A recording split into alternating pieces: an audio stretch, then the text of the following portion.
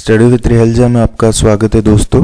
आज हम the living world के बारे में जानेंगे। इस चैप्टर में हमको क्या क्या देखना है उसके बारे में बात करते हैं। व्हाट इज लिविंग, नॉमेनक्लेचर के बारे में जानेंगे, टैक्सोनॉमी क्या होती है वो देखेंगे, और टैक्सोनॉमी जानने के बाद टैक्सोनॉमिकल एड्स क्या होते हैं।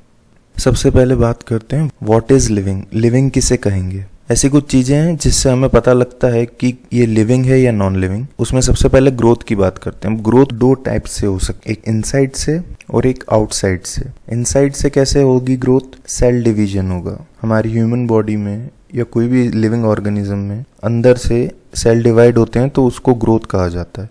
और आउटसाइड से कैसे होगी ग्रोथ? मास एक्यूमुलेशन। सेल डिवीजन का एग्जाम्पल ह्यूमंस। मास एक्यूमुलेशन किसमें? फॉर एग्जाम्पल माउंटेन है, पहले छोटा था फिर बहुत साल बीत गए, मास इकट्ठा होते गया आजू बाजू, आउटसाइड से इसकी ग्रोथ हुई। तो ह्यूमंस को तो हम लिविंग बीइंग में काउंट करेंगे, लेकिन माउंटेन्स को नहीं, वो नॉन लिविंग में आता है। तो क्या हम ग्रोथ को लिविंग कह सकते हैं? तब जब सिर्फ इनसाइड की बात करें, पर ग्रोथ तो आउटसाइड से भी होती है।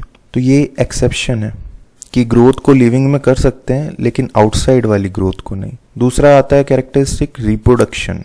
रिप्रोडक्शन बहुत टाइप के होते हैं। सेक्सुअल होता है, एसेक्सुअल होता है, बडिंग होती है, फ्रेगमेंटेशन होती है। सेक्सुअल रिप्रोडक्शन में एग्जांपल है ह्यूमंस का। एसेक्सुअल में फंगाई स्पोर्स से बनता है, बडिंग यीस्ट में होती है, और फ्रेगमेंटेशन प्लेनेरिया, फ्लैटफॉर्म भी कहते हैं जिसे। इन सब में रिप्रोडक्शन होता है और ये सब लिविंग ऑर्गेनिज्म है। पर क्या जिसमें रिप्रोडक्शन नहीं होता वो नॉन लिविंग हो जाएंगे? एग्जाम्पल है स्टेराइल वर्कर बी, उसमें रिप्रोडक्शन नहीं होता पर वो तो लिविंग है। वैसे म्यूल्स होते हैं और इनफर्टाइल ह्यूमन बींग्स, ये रिप्रोड्यूस नहीं कर पाते हैं पर ये लिविंग है। रिप्रोडक्शन को हम लिविंग कह सकते हैं, लेकिन सिर्फ रिप्रोडक्शन को लिविंग नहीं कह सकते, क्योंकि जो रिप्रोड्यूस नहीं करते हैं ये नॉन लिविंग नहीं है। जो रिप्रोड्यूस नहीं कर रहे ये भी लिविंग है। तो ये रिप्रोडक्शन में भी एक्सेप्शन आ गया। तीसरी कैरेक्टरिस्टिक की बात करते हैं मेटाबॉलिज्म। मेटाबॉलिज्म क्या होता है? कैटाबॉलिज्म और एनाबॉलिज्म दोनों को मिला के कहते हैं। कैटाबॉलिज्म मतलब काटना, तोड़ना, ब्रेक डाउन, और एनाबॉलिज्म मतलब बिल्डिंग अप। किसका बिल्डिंग अप और किसका ब्रेक डाउन? बायोमॉलिक्यूल्स का। बायोमॉलिक्यूल्स मतलब बायोलॉजिकल केमिकल्स जो ह्यूमन बॉडी में रहते हैं, ऑर्गेनिजम्स में रहते हैं, लिविंग ऑर्गेनिज्म में, जैसे कि amino acid, protein, DNA, RNA. इनका बनना और टूटना मेटाबॉलिज्म कहलाएगा। अब ये होता कहाँ है? सेल्स में होता है। तो हम इसको कह सकते हैं एक ऑर्गेनिज्म की सेल्यूलर ऑर्गेनाइजेशन डिपेंड करती है मेटाबॉलिज्म पे। अब मेटाबॉलिज्म जिसमें हुआ तो वो लिविंग कहलाएगा। ये तो हमने बात की सेल के अंदर की। सेल के बाहर होगा तो जैसे कि in vitro, outside the cell या आउटसाइड बॉडी, यहाँ पे मेटाबॉलिज्म हुआ तो ये लिविंग नहीं कहलाएगा। क्यों? क्योंकि सेल के आउटसाइड में हो रहा है। इन विट्रो मतलब कि एक टेस्ट ट्यूब में हो रहा है, पर इसे क्या कहेंगे? Not living but living reactions. उसमें जो रिएक्शंस हो रही हैं वो लिविंग है। अब ये एक्सेप्शन है मेटाबॉलिज्म का। चौथा कह सकते हैं कॉन्शियसनेस। कॉन्शियसनेस का मतलब होता है सेंस ऑफ सराउंडिंग्स। एक इंडिविजुअल को उसके आसपास की मौजूदगी की कुछ सेंस है। अब खुद को है तो सेल्फ अवेयरनेस। अब ये जिसमें होगी उसको लिविंग कहेंगे। पर एक पेशेंट है कोमा में, उसको होश ही नहीं है, अनकॉन्शियस है वो, तो क्या वो लिविंग नहीं है? वो भी लिविंग है। तो कॉन्शियसनेस का क्या हो गया? ये एक exception. Patient in coma exception हो गया कॉन्शियसनेस का। तो अब हम वापस से वही सवाल पूछते हैं कि लिविंग क्या है? What is living? तो ऐसे ऑर्गेनिज्म जिसमें ग्रोथ हो, रिप्रोडक्शन हो, मेटाबॉलिज्म हो और कॉन्शियसनेस हो। उसमें ग्रोथ की अगर सिर्फ बात करेंगे वो लिविंग कहलाएगी तो गलत है, क्योंकि इसका एक्सेप्शन है माउंटेन। वैसे रिप्रोडक्शन की सिर्फ बात करेंगे कि सिर्फ ऑर्गेनिज्म रिप्रोड्यूस करे तो वो गलत है, क्योंकि इनफर्टाइल ह्यूमन बींग्स रिप्रोड्यूस नहीं करते और वो लिविंग है। मेटाबॉलिज्म की बात करें कि सिर्फ मेटाबॉलिज्म जिसमें हो वो लिविंग है, तो ये भी गलत है, क्योंकि इन विट्रो नॉन लिविंग है। और सिर्फ कॉन्शियसनेस की बात करेंगी जिसमें कॉन्शियसनेस होगी वो लिविंग, गलत है, क्योंकि कोमा वाला पेशेंट भी लिविंग है पर उसमें कॉन्शियसनेस नहीं है। तो हम सब की साथ में बात करते हैं तब वो लिविंग कहलाएगा। तो इसका आंसर क्या बन के आता है? What is living? Organism which has capability to grow, reproduce, has metabolism and ability to sense surroundings, तो वो लिविंग होगा।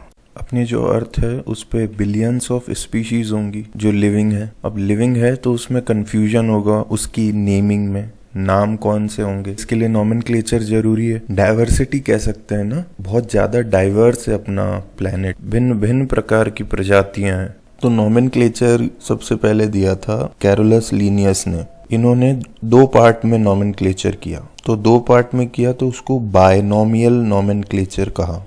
2 पार्ट कौन से थे?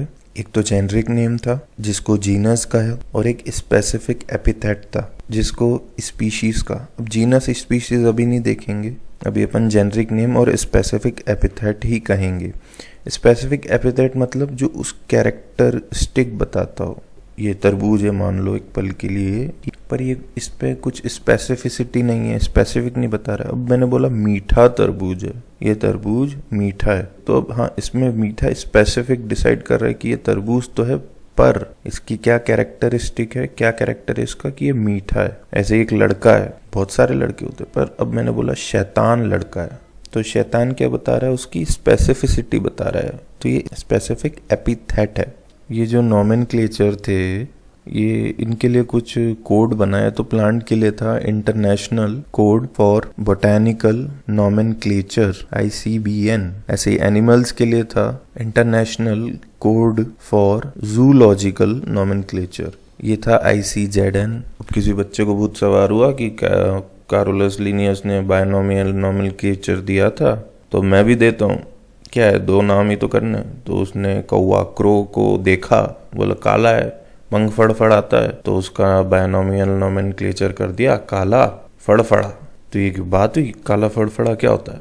तो नॉमेनक्लेचर ऐसे नहीं होता है। तो नॉमेनक्लेचर के लिए कुछ रूल्स होते हैं जिनको फॉलो करना पड़ता है ताकि वो क्या हो, यूनिवर्सली एक्सेप्टेड हो। कैरोलस लीनियस ने नॉमेनक्लेचर दिया था सबसे पहले।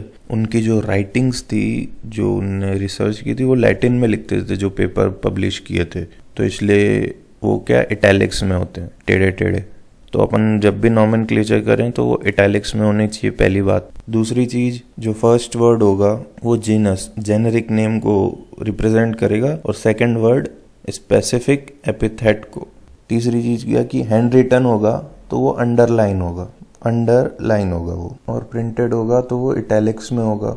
चौथा पॉइंट, जो फर्स्ट वर्ड है वो कैपिटल से चालू होगा और जो सेकंड है वो स्मॉल से चालू होगा। फॉर एग्जाम्पल मैंजीफेरा इंडिका, तो इसमें मैंजीफेरा इंडिका में M कैपिटल से और I स्मॉल से। ये मैंगो के लिए इसका नॉमेनक्लेचर है।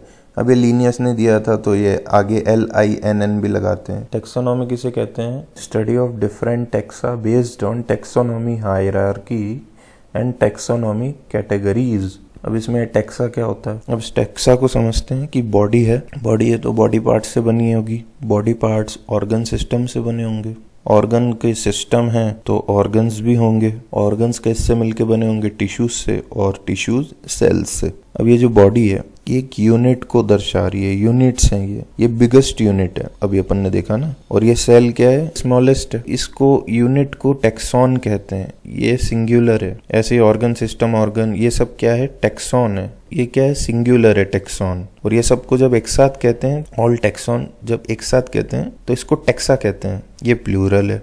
तो अब इसकी स्टडी करनी है बेस्ड ऑन कैटेगरी और हायरार्की। अब ये बॉडी है, बॉडी पार्ट्स है, ऑर्गन सिस्टम है, ये हायरार्की कहते हैं इसको। ऊपर से नीचे जा रही है या नीचे से ऊपर जा रही है, असेंडिंग है या डिसेंडिंग है। हायरार्की और कैटेगरीज के ऊपर अपन को टेक्सोनॉमी को पढ़ना है। टेक्सोनॉमी का जो वर्ड है वो APD कैंडोले ने दिया था। और फादर कौन है उसके? Carolus Linnaeus. इंडियन फादर हैं जो टेक्सोनॉमी के, वो हैं हर्मनिगिल्ड सांतापाओ। इनने फ्लोरा के ऊपर टेक्सोनॉमिक कैरेक्टरिस्टिक्स दिए थे। अब कार्लस लीनियस थे जो उनने बायनोमियल नॉमेनक्लेचर तो दिया था, साथ में एक सिस्टम बनाया था। उसके अलावा टेक्सोनॉमी भी उनने दी, और सिस्टम जो बनाया वो नेचर से रिलेटेड था। एक बुक लिखी थी उनने जिसमें नेचर से रिलेटेड सिस्टम था, उसको कहा सिस्टमा नेचरे। अब टेक्सोनॉमी में हम आगे देखते हैं कि जो स्पीशीज होती है उनमें कुछ सिमिलैरिटीज होती है। तो ऐसी सिमिलैरिटीज वाले कुछ ऑर्गेनिजम्स होते हैं, उनको हम एक ग्रुप में रखते हैं। अब ह्यूमंस हैं, मेल है, फीमेल है, ये रिप्रोड्यूस कर सकते हैं, ऑफस्प्रिंग बना सकते हैं। तो ये ऑफस्प्रिंग्स एक ही स्पीशीज की होंगी, फॉर एग्जाम्पल ह्यूमन, तो ये इसका एक ग्रुप बन गया। ऐसे ही डॉग्स होंगे, उसमें भी मेल होगी, फीमेल होगी, वो भी रिप्रोड्यूस करेंगे, तो डॉग भी एक दूसरी स्पीशीज हो गई। इसका एक और एग्जाम्पल लेते हैं, मैंजीफेरा इंडिका है, ये मैंगो को दर्शाता है, मैंजीफेरा जिसमें जीनस है, इंडिका स्पीशीज। ऐसे ही सोलेनम ट्यूबेरोसम है, ये पोटैटो के लिए हो गया। पैंथरा लियो लायन को बोलते हैं, पैंथरा पार्डस लेपर्ड को बोलते हैं, पैंथरा टेग्रिस टाइगर को कहते हैं। तो लायन, लेपर्ड, टाइगर में क्या है, इन सब में कुछ सिमिलैरिटीज हैं, तो इसको ग्रुप में रखा। किनको? इन स्पीशीज के ग्रुप में रखा, जिसको जीनस का पैंथरा। यहाँ पे तीनों के पास पैंथरा आ गया, लियो, पार्डस और टेग्रिस का स्पीशीज थी हमारे पास, उसको ग्रुप में रखा, उस ग्रुप को जीनस का, उस जीनस का नाम था पैंथरा। पैंथरा जीनस था, लियो, पार्डस और टिग्रिस उसकी स्पीशीज थी। ऐसे ही दूसरा जीनस था फेलिस, ये कैट के लिए होता है, उसमें आते हैं कैटस जो हमारी डोमेस्टिक कैट होती है। ऐसे आती है चॉस, इसको जंगली बिल्ली कहते हैं, जंगल कैट। ये क्या है, दोनों कैटस और चॉस स्पीशीज हैं, किसकी? फेलिस जीनस की। अब पैंथरा और फेलिस में कुछ सिमिलैरिटीज थी, बिल्ली को कहते हैं ना कि शेर की मौसी, तो ये सिमिलैरिटीज की वजह से कहते हैं। अब सिमिलैरिटीज थी, क्या थी? बॉडी कैरेक्टरिस्टिक, बॉडी पैटर्न भी सिमिलर थे, जो धारियां हैं,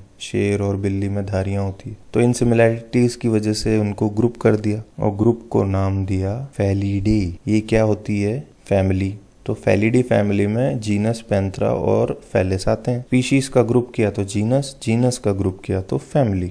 अभी एक फैमिली देखी फेलिडे, ऐसी एक और फैमिली होती कैनिडे, डॉग्स की। अब इनमें भी कुछ सिमिलैरिटीज हुई, काय की? फूड की। कैसा फूड? कार्निवोरस थे दोनों, तो ये थी सिमिलैरिटी। अब जहाँ सिमिलैरिटी वहाँ ग्रुप हो जाएगा। ग्रुप किया इनको और ऑर्डर बनाया। ऑर्डर कौन सा था? कार्निवोरस थे तो कार्निवोरा। स्पीशीज के ग्रुप को जीनस, जीनस के ग्रुप को फैमिली, फैमिली के ग्रुप को ऑर्डर, और ये था हमारा ऑर्डर। ऐसे ही एक ऑर्डर का एग्जांपल हो रहा है। फैमिली थी एक सोलिनेशिया, ये फ्लावर की है, और एक थी कॉन्वोल्वुलेशिया। इन दोनों को एक ऑर्डर में रखा, पॉलीमोनियल्स। इनको पॉलीमोनियल्स ऑर्डर में रखा। क्यों रखा? इनमें कुछ सिमिलैरिटीज थी दोनों फैमिली में, फ्लोरल कैरेक्टर की सिमिलैरिटीज थी। इनमें सिंगल सुपीरियर ओवरी होती है। मॉन्की है अलग स्पीशीज का, गोरिल्ला है उसकी भी अलग स्पीशीज है, गिबन है, ह्यूमंस हैं, ये अलग अलग स्पीशीज के, इनके जीनस भी अलग हैं, फैमिली भी अलग है, लेकिन इनका ऑर्डर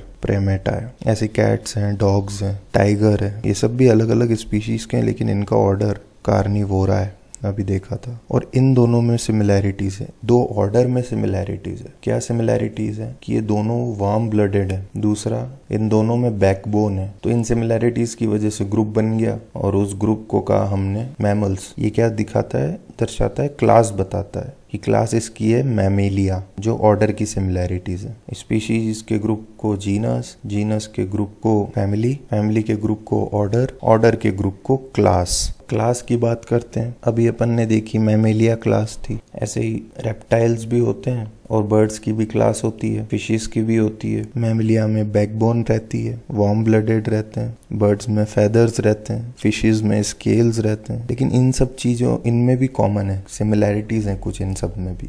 क्लास में कौन सी सिमिलैरिटीज हैं? कि इनमें नोटोकॉर्ड रहती है, plus dorsal hollow neural system रहता है। तो इस सिमिलैरिटीज की वजह से ग्रुप में रखा। तो क्लास के ग्रुप को क्या कहा? फाइलम, एनिमल्स में, और डिवीजन प्लांट्स में, कोर्डाटा, जहाँ पे मैमल, रेप्टाइल, बर्ड और फिशेस की अलग अलग क्लासेस आएंगी। फाइलम या डिवीजन हो गया प्लांट के केस में। अब कोर्डाटा एक फाइलम था, ऐसे ही एक और फाइलम था हेमिकोर्डाटा। इन दोनों में भी कुछ सिमिलैरिटीज थी। क्या सिमिलैरिटीज थी? दोनों ट्रिप्लोब्लास्टिक थे, एक्टोडर्म, मीजोडर्म और एंडोडर्म थी। साथ में क्लोमेट्स थे, बॉडी कैविटी रहती है जिनमें, मुंह से खाना खाते हैं और सुबह। हाँ, तो तीसरी चीज थी सिमेट्री थी, बाइलैटरल सिमेट्री। तो इन सिमिलैरिटीज की वजह से इसको ग्रुप में रखा और उस ग्रुप को किंगडम कहा। ये कौन से? एनिमल किंगडम में बिलोंग करते हैं। ऐसे प्लांट का भी होता है, फंगाई का भी होता है और प्रोटिस्टा का भी होता है। एक बार और छोटा सा रिवीजन कर लेते हैं। स्पीशीज देखी थी हमने, लियो, टाइग्रस, पार्डस, इन सब में सिमिलैरिटीज थी। तो पैंथरा में रखा। पैंथरा क्या था? जीनस। पैंथरा हो गया फेलिस हो गया। ये दो अलग जीनस थे, इनमें सिमिलैरिटीज तो फेलिडी में रखा।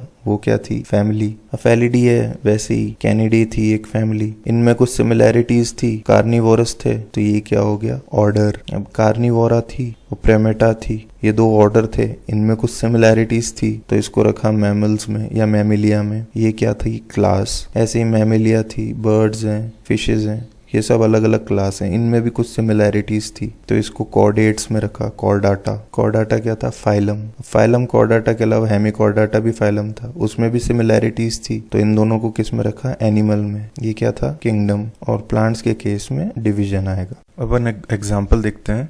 Common name, biological name, species, genus, family, order, class, phylum और किंगडम। तो कॉमन नेम मैन या वुमेन हो, बायोलॉजिकल नेम उसका होमो सैपियंस होगा, हाउस फ्लाई का मस्का डोमेस्टिका होगा, मैंगो का मैंजीफेरा इंडिका, वीट का ट्राइटिकम एस्टिवम। जो स्पीशीज है वो सैपियंस, फिर ये डोमेस्टिका, इंडिका और एस्टिवम। जीनस इसका होमो हो जाएगा, इसका मस्का, इसका मैंजीफेरा, इसका ट्राइटिशियम या ट्राइटिकम। फैमिली ये होमिनिडे में आते हैं, ये मस्किडे में आते हैं। फैमिली में हमेशा ए ही आएगा आखिरी में। मैंगो एनाकार्डेशिया में आएगा और वीट पोएशिया में आएगा। ऑर्डर हो जाएगा प्रेमेटा इसका डायप्टेरा, इसका सेपेंडेल्स, इसका पोएल्स। क्लास मैन वुमेन की मैमेलिया, हाउस फ्लाई की इंसेक्टा, मैंगो का डाइकोटिलिडन, वीट मोनोकोटिलिडन। ये कॉर्डाटा में आएगा, हाउस फ्लाई आर्थ्रोपोडा में आएगा, मैंगो एंजियोस्पर्म और वीट भी एंजियोस्पर्म। ये दोनों एनिमेलिया में आएंगे और ये प्लांटे में आएंगे।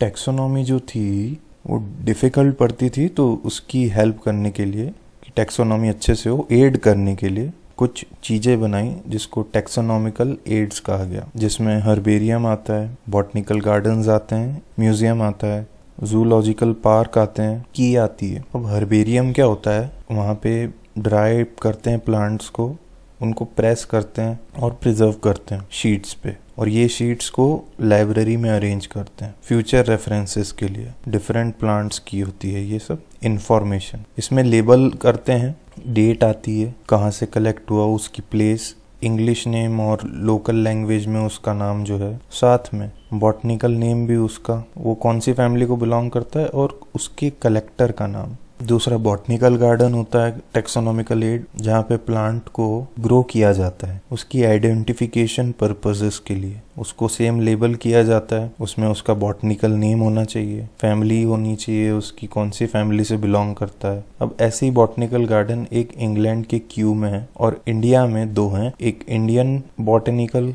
गार्डन जो हावड़ा में है और एक नेशनल बॉटनिकल रिसर्च इंस्टीट्यूट ये लखनऊ में है। तीसरा म्यूजियम आता है, इसको बायोलॉजिकल वाला म्यूजियम है ना, जहाँ पे प्लांट को और एनिमल्स को और कई बार इंसेक्ट्स को प्रिजर्व किया जाता है। अब इंसेक्ट को कैसे प्रिजर्व करे? एक बॉक्स ले लिया, उसमें ऐसे छोटे छोटे पॉइंट्स बना दिए, वहाँ पे फॉर एग्जांपल पिन से कोई मक्खी है तो उसको कलेक्ट किया, ये छोटी छोटी। तो ये एक हॉबी भी होगी, पर ऐसे भी प्रिजर्वेशन होता है।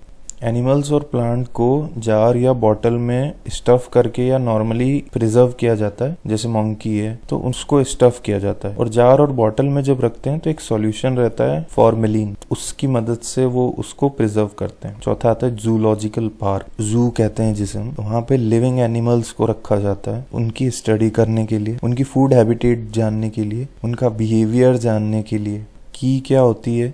स्टेटमेंट्स होते हैं कुछ जिसे हम लीड कहते हैं, उन स्टेटमेंट को नहीं देखते हैं, हमें कुछ इस केस पे लीड मिली है तो उसमें भी हम कहते हैं ना कि उसमें क्या लीड मिली है। लीड से जो स्टेटमेंट है उससे आइडेंटिफिकेशन करने में मदद मिलती है। अभी ये स्टेटमेंट कपलेट्स में होते हैं, पेयर में होते हैं, दो होते हैं, ये दो पेयरिंग होती है इनकी, और ये दो अल्टरेशन होती है, डिफरेंस होता है, दोनों स्टेटमेंट सेम तो हो नहीं सकते, तो इसको अल्टरनेट्स भी कहते हैं, पर पेयर में होते हैं इसलिए कपलेट्स कहेंगे। की होती है इनकी बुकलेट्स में कुछ स्टेटमेंट लिखे होते हैं, एक लिस्ट होती है। ऐसे कैटलॉग भी होते हैं, वो भी एक बुकलेट होती है जिसमें लिस्ट होती है। जैसे अपन कार देखने जाते हैं तो कैटलॉग मिलता है, उसके फीचर्स के बारे में बताता है। ऐसे ही ये एक टैक्सोनॉमिकल एड होती है जिसमें पर्टिकुलर एरिया में रहने वाले जीव जंतुओं की आइडेंटिफिकेशन होती है, कुछ मैथडोलॉजिकल स्टेप्स होती है कि अच्छा ये इसके कान ऐसे हैं तो ये वाला जानवर होगा। शॉर्ट रहती है कि कोई जगह नहीं है, स्टेटमेंट्स की के अपन एग्जांपल देखने वाले हैं। क्लू होते हैं, आइडिया देते हैं आइडेंटिफिकेशन करने में मदद होती है उससे हमको। अब अपन एग्जांपल देखते हैं कि वर्टिब्रेट्स होते हैं, या तो उसमें फर होगा, दो स्टेटमेंट लिख रहा हूँ ना, या तो फर नहीं होगा। अब यहाँ पे जो फर है और फर नहीं है, जिसमें ये आइडेंटिफिकेशन में हेल्प कर रहा है कि कोई जानवर में फर होगा, कोई में नहीं होगा। और ये दोनों क्या है, लीड है, स्टेटमेंट्स को लीड कहते हैं। प्लस ये पेयर में है, दो हैं, तो इनको कपलेट्स कहेंगे और एक दूसरे के अल्टरनेट्स हैं। फर होगा तो मैमल आएंगे, फर नहीं होगा तो फिर दो बातें होंगी, या तो फेदर्स होंगे फर की जगह, या तो फेदर नहीं होंगे। फेदर हुए तो वो बर्ड्स कहलाएंगे, फेदर नहीं हुए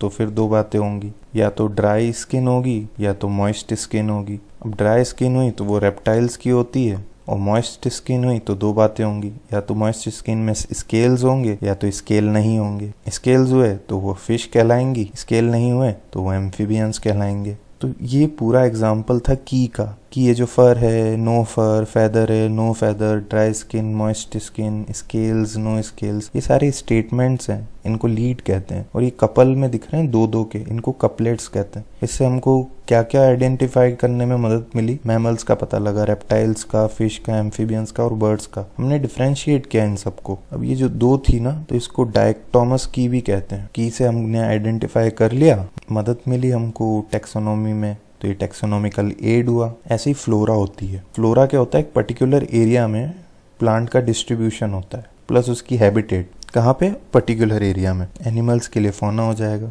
मैनुअल्स का होते हैं एक पर्टिकुलर एरिया में जो भी नंबर ऑफ स्पीशीज हैं उसकी इंफॉर्मेशन जो आइडेंटिफिकेशन के काम आए। ऐसे ही मोनोग्राफ्स होते हैं। मोनोग्राफ्स क्या होते हैं, टैक्सॉन के बारे में जो इन्फॉर्मेशन दें, और वो टैक्सॉन पर्टिकुलर होने चाहिए।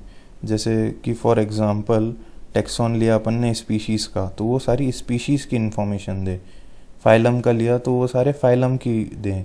जीनस का लिया तो सारी जीनस की इन्फॉर्मेशन दें। अब इस चैप्टर के अपन प्रीवियस ईयर क्वेश्चन देख लेते हैं। पहला क्वेश्चन है, the living organisms can be unexceptionally, ये वर्ड ध्यान रखना, unexceptionally distinguished from the non living things on the basis of their ability for, कि ऐसी कौन सी कैरेक्टरिस्टिक है, कौन सी एबिलिटी है जो लिविंग ऑर्गेनिज्म को नॉन लिविंग ऑर्गेनिज्म से अनएक्सेप्शनली अलग बताती है। Unexceptionally growth and movement, upon growth को देखें तो ग्रोथ तो नॉन लिविंग थिंग में भी होती, जो माउंटेन है वो बाहर से बढ़ते हैं। और मूवमेंट को देखें कि जो पहाड़ होते हैं वो इंच बाय इंच खिसकते हैं, तो मूवमेंट भी नॉन लिविंग थिंग में होता है। तो ये तो डिस्टिंग्विश नहीं कर रही है, ये गलत है। रिप्रोडक्शन को कह सकते थे, लेकिन उसमें अगर एक्सेप्शन नहीं होता तो क्या एक्सेप्शन हुआ उसमें, जो इनफर्टाइल ह्यूमंस है या म्यूल है, ये रिप्रोडक्शन नहीं होता है इसमें, तो हम इनको नॉन लिविंग तो नहीं कहते हैं, ये लिविंग है ना। कुल मिला के यहाँ पे रिप्रोडक्शन हो सकता था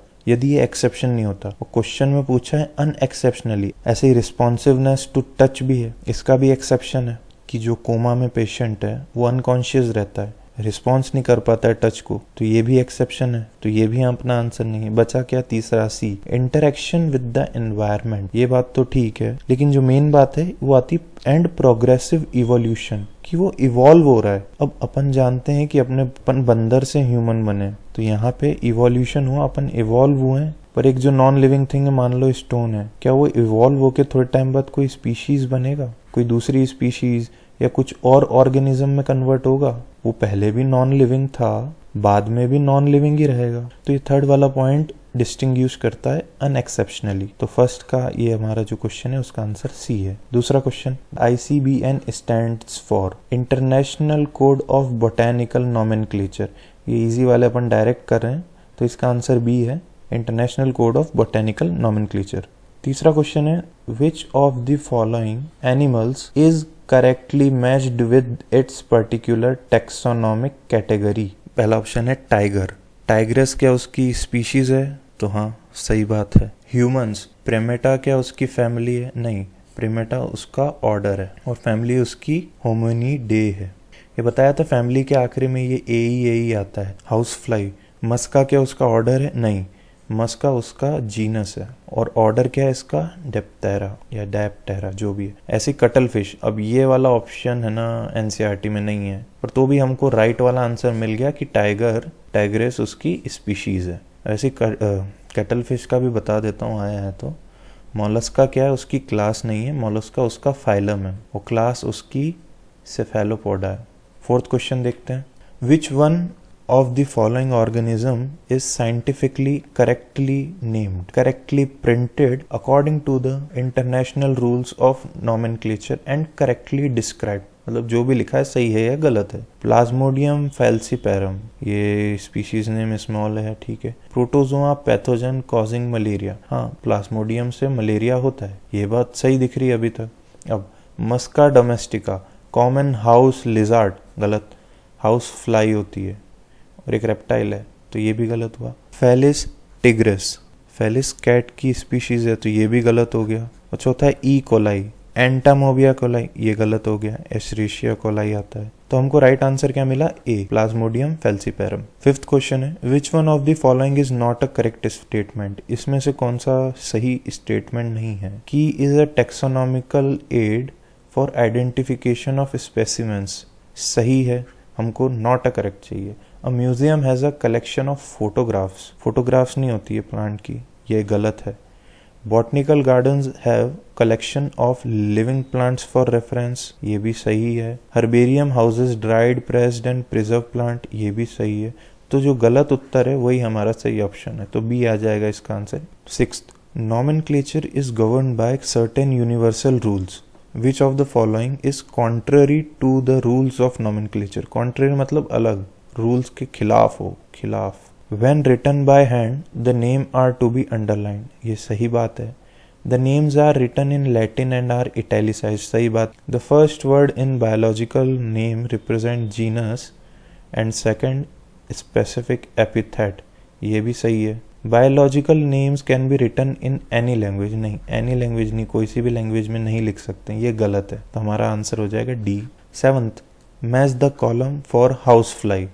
अब हाउस फ्लाई का नाम होता है मस्का डोमेस्टिका, तो ये तो इसका हो गया जीनस स्पीशीज। तो काला पिल्ला काटेगा और फिर गाना सुनाएगा, तो जीनस स्पीशीज हमने लिख ली। किंगडम होता है इसका एनिमेलिया, फैमिली होती है इसकी मस्कीडे, मैंने कहा था आखिरी में यही आएगा। ऑर्डर इसका डेप्टेरा होता है, क्लास इसकी इंसेक्टा होती है और फाइलम इसका होता है आर्थ्रोपोडा। तो फैमिली क्या थी, मस्कीडे, ऑर्डर क्या था डेप्टेरा, क्लास इंसेक्टा और फाइलम आर्थ्रोपोडा। तो अपना आंसर क्या हो गया, ए का थर्ड, बी का फर्स्ट, सी का फोर्थ और डी का सेकंड। तो third first fourth second, third first fourth और डी सेकंड, तो ए वाला इसका आंसर हो गया। 8th question, The label of herbarium sheet does not carry information on, date of collection रहती है, name of collector रहता है, local names रहते हैं, height नहीं रहती है प्लांट की, तो ये इसका आंसर है। 9th क्वेश्चन, एक और कॉलम मैच है, choose the correct option. Herbarium क्या होता है? It is a place having preserved plant and animal, नहीं। A list that enumerates methodically all the species found in an area with brief description aiding identification, एक particular area में जो मिलता है वो कैटलॉग बताया था हमने कि उसकी जो लिस्ट होती है, तो ये सेकंड वाला कैटलॉग होगा। It is a place where dried and preserve plant specimens mounted on sheets are kept, तो ये थर्ड वाला हो जाएगा हर्बेरियम। और ये it is a place having preserve plants and animal, तो ये बायोलॉजिकल म्यूजियम हो जाएगा। और बचा क्या, की हमारा फोर्थ हो जाएगी कि a booklet containing list of characters and their alternates which are helpful in identification of various taxa, तो एक कैरेक्टर बताता है, उनके अल्टरनेट होते हैं, साथ में यहाँ पे कपलेट्स भी आना चाहिए था, तो जिससे और आसानी हो जाती, पर कोई बात नहीं। तो हमारा आंसर क्या बन के आ रहा है, ए का थर्ड, बी का फोर्थ, सी का फर्स्ट और डी का सेकंड। यहाँ ऑप्शंस की जगह नहीं थी, तो ये हमारा आंसर है। 10th देखते हैं, select the correctly written name of mango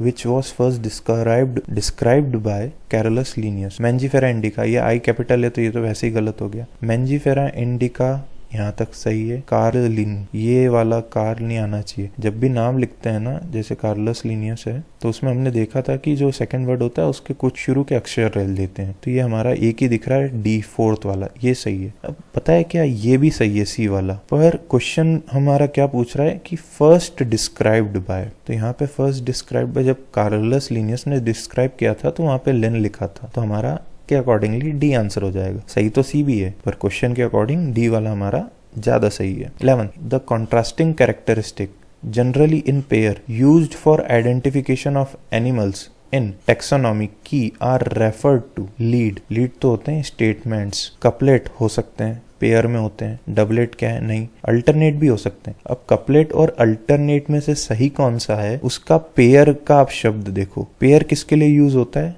couplet के लिए। 12th क्वेश्चन देखते हैं, विच of the following is against the rule of ICBN? Every species should have genetic name, specific epithet, सही है। Scientific name are written in Latin and should be italicized, सही है। Handwritten scientific name should be underlined, सही है। Generic and specific name should be written starting with small letter, ये सही है अगर सिर्फ species की बात होती। Generic name कैपिटल लेटर से स्टार्ट होता है, तो ये वाला गलत है और यही हमारा आंसर है। 13. Which of the following belongs to the family Muscidae? Housefly. 14. Herbarium, botanical garden, museum, zoological park key are considered as taxonomical aids. 15th. In the taxonomic categories, which hierarchical arrangement in ascending order is correct in case of animals? अब मैंने ऐसे याद रखा था, काला पिल्ला काटेगा और फिर गाना सुनाएगा। तो kingdom, phylum, class, order, family, genus, species, तो ये वाला ऑर्डर कौन सा मैच कर रहा है, kingdom, phylum, class, order, family, genus, species, तो बी वाला हमारा सही आंसर हो जाएगा। आज की वीडियो में बस इतना ही। आई होप आपको इस वीडियो से कुछ सीखने को मिला होगा। थैंक्स फॉर वॉचिंग, बने रहिए रिहलजा के साथ। Thank you and have a nice day.